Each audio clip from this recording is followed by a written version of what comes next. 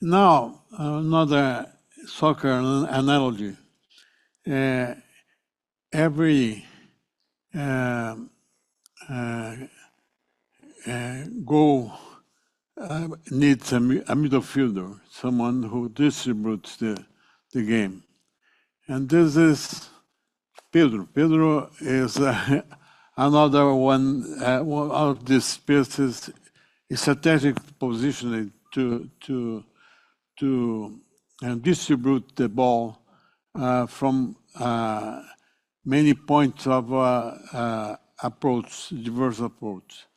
Please give us your here's, as I said at the beginning, ahead of Esse Agro. Esse Agro was built by the Minister of Agriculture using Embrapa to answer ECG about social and environmental indicators. Please. Thank you very much. So let me take it. So it's, I feel like more like a ball picker than a, like you said. But see, good morning. And well, how did that was told here by Cicada, the Minister of Agriculture felt that it was at the time to measure this and to get these indicators, to put them on field, to put them and pick up all the science capacity that we had. And this is because the Minister of Agriculture called us from Embrapa, and we get the partnership of geological Brazilian enterprise. So the objective was to demonstrate the sustainability and resilience of Brazilian agriculture, show to the world, show to the global forums what we are doing in numbers. And this was the main objective of this because these social environmental indicators that is essential for an effective global agenda with effective contribution for more just and sustainable world. But we have a challenge. These indicators were developed for temperate countries, temperate zones. They have this high fertility soils and there's the mild climate, but cold in the winter, that we can say. And tropical zones, they have less fertile soils, different conditions, different approaches that you have to get. So this requires different parameters using the same metrics. What is a big challenge?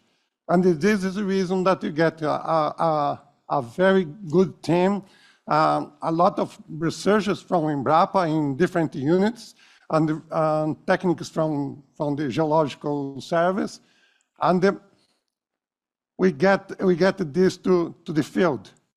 And see, the more restrictive it is environment, more technology is required to get the same result. And this we have to have in mind because this makes it more prone, the environmental impacts, forget the same yields, the same productivity, the same production. And this we have in mind, and you begin talk about these indicators. I get you an example: phosphorus balance and nitrogen and phosphorus balance. This is an indicator of contamination. Nitrogen contaminates by nitrates the aquifers, the superficial waters. Phosphorus contaminates the superficial waters with phosphate. But we have numbers in Brazil. I don't get these two bars, but the red bar get numbers from 17 kilos of phosphorus left in the soil after 1 year of cropping. This could be a problem in Europe. This could be a problem in many temperate countries. But in tropical soils that are very old soils, where we have this capacity of absorbing phosphorus in the soil clay, this is not a big problem. So these are parameters that you have to adjust. Parameters that will represent all the technologies that Siqueira told us. A very good example, nitrogen fixation. We don't have nitrogen fixation in other countries, but tropical countries. And this must be a parameter to look for these indicators. I can get you an idea of what is the agriculture in Brazil. This 1/3 of the area that you have. So these are natural pasture, cultivated pasture, perennial crop, and see the yellow, that is the annual crop. How we have this huge increase in production of grain production without changing that bar. And one of the reasons is the agricultural intensification or sustainable agricultural intensification that we have in Brazil. So it's the double cropping that we have that reduces the requirement of the area. So I can produce more with less land.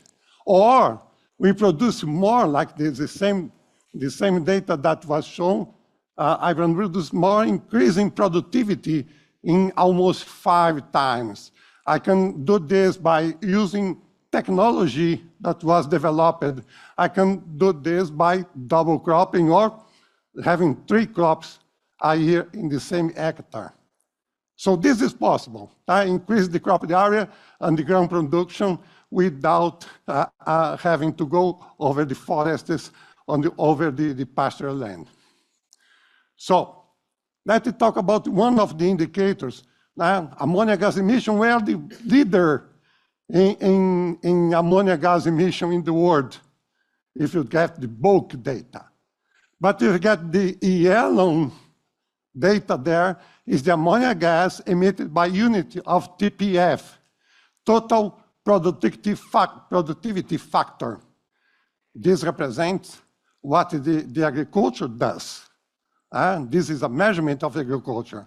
And we decrease the requirement, the emission of ammonia gas, increasing this production. Or I can do this for crop production. I can do this for livestock. See, the red is the increase of livestock production, milk and meat and others. And the red one is the decrease of intensity of ammonia gas emission. So we have to talk about this. This is the efficiency of Brazilian agriculture, is the efficiency that Brazilian farmers has get in putting the technology and putting the science in the field. Talk about gas emission, is the same thing. We have a TPF increase of 4% a year, but you have a relative greenhouse gas emission of 1.5 a year. The difference is efficiency. We get less pollution with more production with less pollution. I can tell you about the risk of erosion, water erosion. That's a big problem in tropical countries. Here you can see the increase of tolerable water erosion risk, and especially because the adoption of zero tillage or conservation agriculture and the regenerative agricultural system that comes from the 90s, and these 30 years has increased and it go over something about 40 million hectares today. And the same thing about pasture land, where you have the increase of the adoption of these integrated systems, crops, livestock, and the forest in the same hectare, in the same area. So the conclusion that this initiative of the Ministry of Agriculture, that it get us the opportunity of putting all this team together, and this thing is a very good thing, and I can tell you that you have Dr. Segundo Urquiaga, a member of the Academy of the Brazilian Academy of Agronomical Science, as an example, but there are many others They constitute a robust information system of metrics and indicators adapted to the reality of Brazilian agriculture, the reality of a tropical country. And this makes more transparent the advances achieved by Brazilian farmers with the adoption of this conservation and regenerative agriculture that we have in Brazil. It's a very good example of success that you have to get the products right now with the regenerative ways of production. So we can provide policymakers and farmers with this evidence-based information. These indicators can be used to measure the efficiency of the country, or efficiency of the regions, or efficiency of states, of municipalities, but also the efficiency of farms. And this promotes regenerative and sustainable practices to reduce environmental impact and monitor public policies that are done to improve, to foment this practice, and especially to position Brazil as a global leader of tropical sustainable agriculture. So this is what I had. Thank you very much. Thank you.